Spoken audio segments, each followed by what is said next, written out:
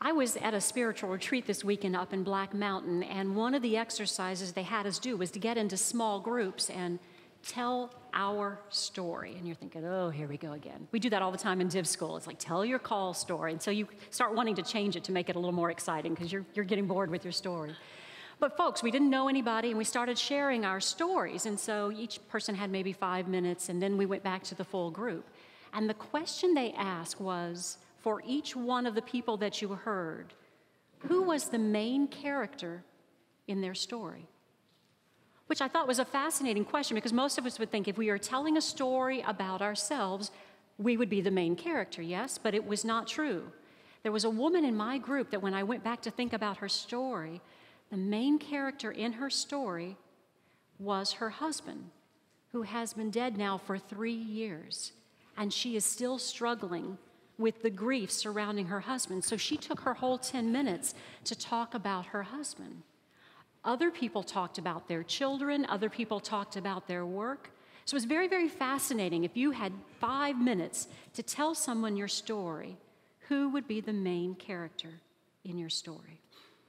We're getting ready to read a story. We've been with David for many, many weeks now, and David's been doing a fairly good job of following God. And today, everybody's been waiting for this, right? This is the story you know about David.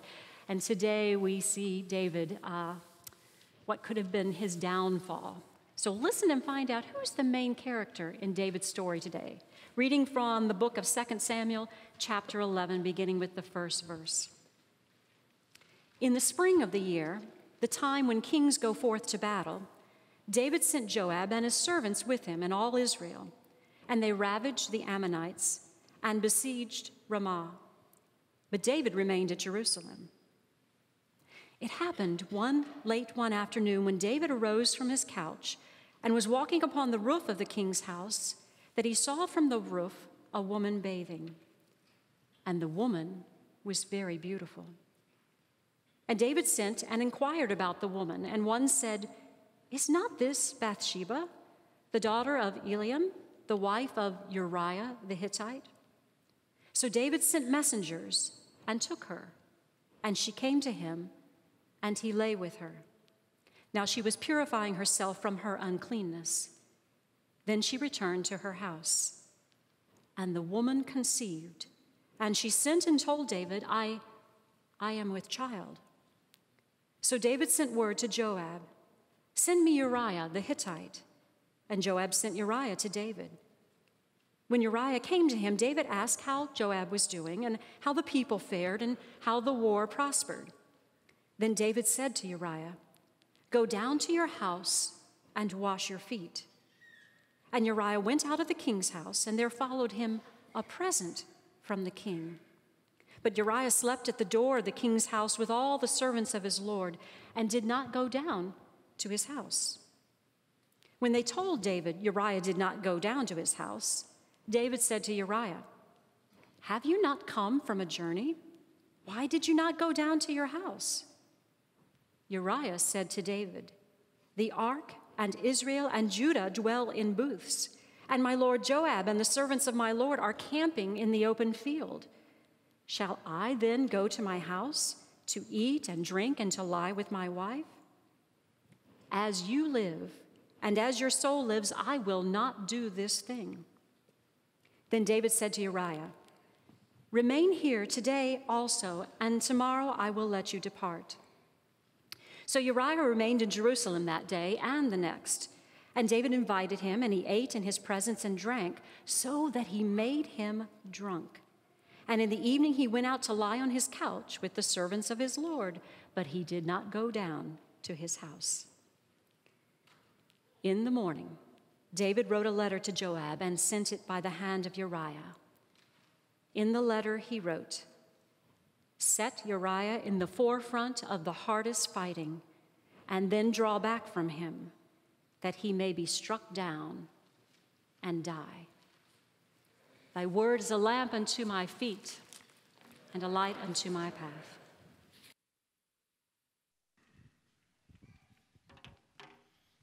There was a man who last October died of pancreatic cancer. And before he died, he asked a famous biographer to write a biography about him.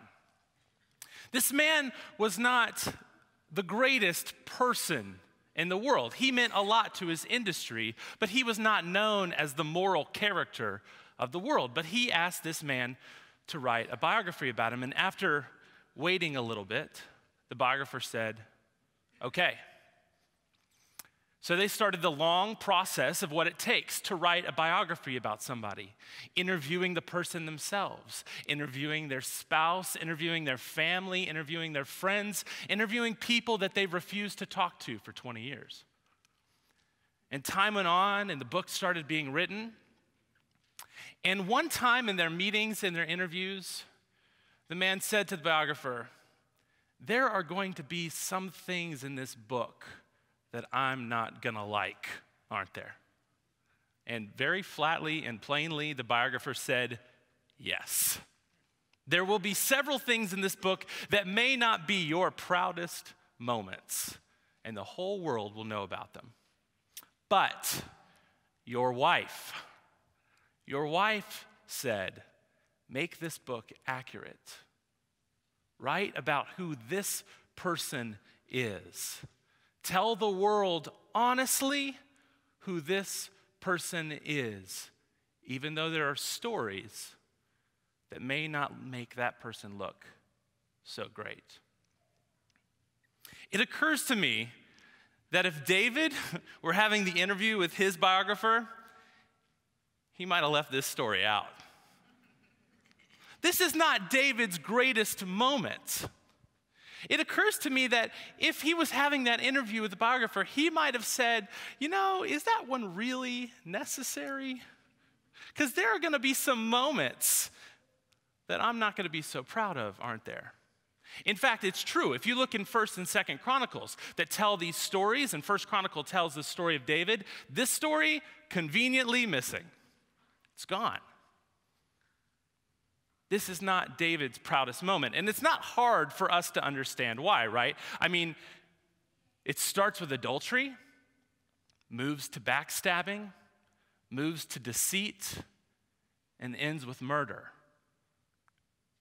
It's not hard to understand why David is not so proud of this story, perhaps. What's most interesting, though, is that it's there. What's most interesting is that we read this in the word of our scriptures. We say, this is the word of God for the people of God. He ordered Uriah the Hittite to die. It's strange. It's strange. But what's interesting is maybe as a people, maybe as a church, we could look at this in the way that we do. We could look at this and say, this is David, a human being. This is David, a person. This is maybe an accurate description of the person, even the parts that maybe he's not so proud of. We've had this conversation over and over in the church since the beginning of time. We have said, are people basically good or are people basically bad? Are people made in the image of God, or are we at our core, at our center, fallen people? Are we basically good, or are we fallen? And the answer to the question is, of course, yes. We are both. We are made in the image of God, but we are also a fallen people. And theologians have debated this back and forth. A theologian of sorts, Reinhold Niebuhr, said that sin is a universal thing. Everybody sins.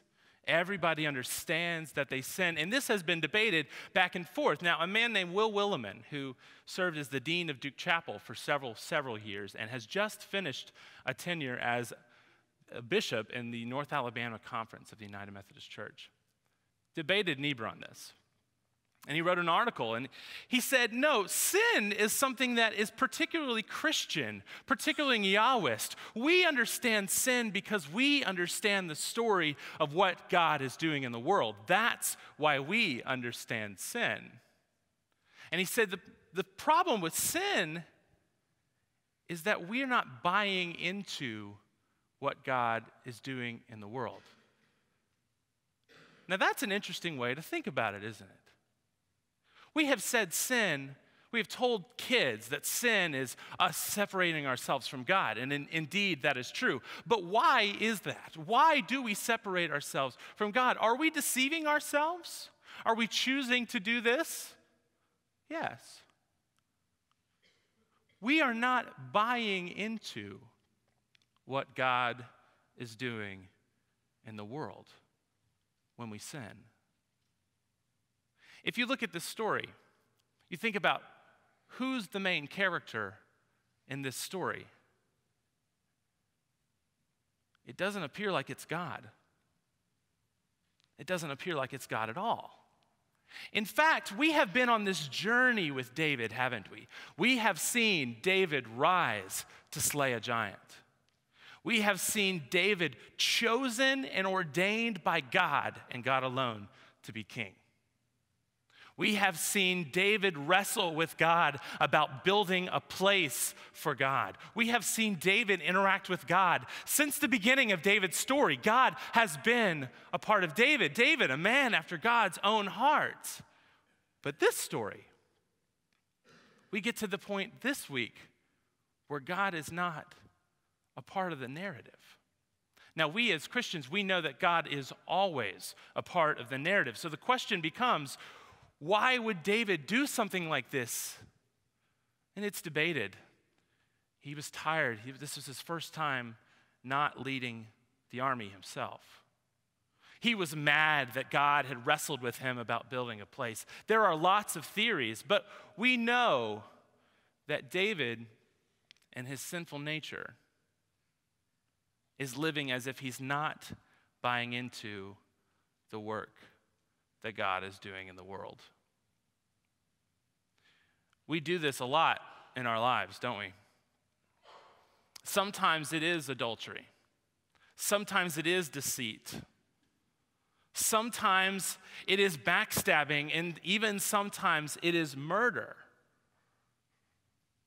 But we're not always buying into what God is doing in the world, and so because of that, we're writing our own narrative. We're not understanding, as Williman put it, sin in the light of redemption, which is the story that we tell.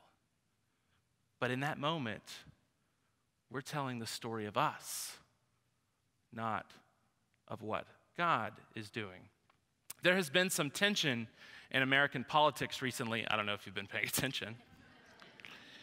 And one of the tensions is, what is the role of government with small business, right? What is the role of government? Do we tax? Do we not tax? Do we support hard workers? Do we not support hard workers? And we throw jab after jab after jab, back and forth, arguing what the role of government is. And the problem that I see with this entire journey we've been on is that we've found a way to believe in ourselves more than God. We have said, I build this with my own hands, and I always have done that. But that's not true. God gave you those hands. You've been blessed with the gifts and talents and skills that you've been given. And unfortunately, we seem to be ungrateful of all that God has given us. That's a concern. That's a concern because if we ever stop buying into the narrative that God is writing in our lives, then we have lost our path, that we have wandered away. And it may not be as bad as adultery, but we're writing our own narrative, not living into God's. And that's scary. I'll give you a personal example. As I've discerned a call into ministry over the past several years, I originally began with this idea of what am I good at? What can I do? I can do this, and I can do this, and I can do this. Well, that qualifies me to do this. And so I went about that way. Well, I am capable of doing this and this and this, so I should be able to do this. I am qualified for this place in this position. But I was going about it the wrong way because I was opened up to this idea of spiritual gifts. This idea that God has gifted you with several things. That is why you are able to do what you do. It is not because of your talents or skills. It's what God has given you that is such a blessing. And if we can't remember that, we start to write our own narrative. And there is no worse place to write your own narrative than a professional ministry. It is the worst place to not buy into what God is doing. It is the worst place to not understand what God is doing because it's not about you. It's not about you at all. Sometimes I worry too in our culture. After last week's tragedy, we are having this big battle we have every time there's a major tragedy about gun control. And we go back and forth. The left says something, the right says something, the left says something, the right says something, and everybody makes a little bit of sense, but not always.